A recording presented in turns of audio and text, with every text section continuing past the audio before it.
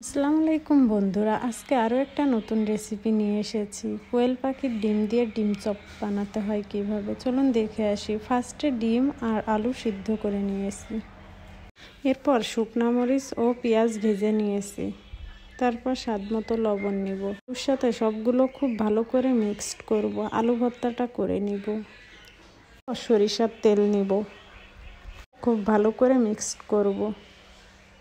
এবার আলুর ভিতরে ডিম দিয়ে দিব, খুব ভালো করে গোল গোল করে নিব। সবগুলো এরকম করে নিব।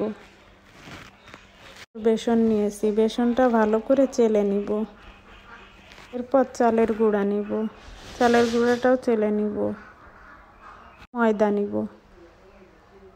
বেকিং সোডা নিব হাফ চা চামচ, লাল মরিচের গুঁড়া নিব হাফ চা চামচ, হলুদের গুঁড়া নিব হাফ চা চামচ, এরপর জিরা গুঁড়া নিব হাফ চা চামচ, স্বাদ অনুযায়ী লবণ নিব। সবগুলো খুব ভালো করে মিক্সড করে নিব।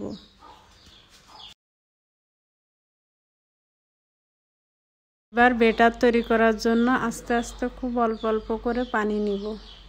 এই যে এরকম হয়ে আসবে, এরকম হলে বুঝতে হবে পারফেক্টলি বেটারটা তৈরি হয়েছে।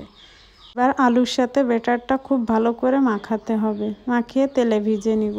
সবগুলো একসাথে ভেজে নিব।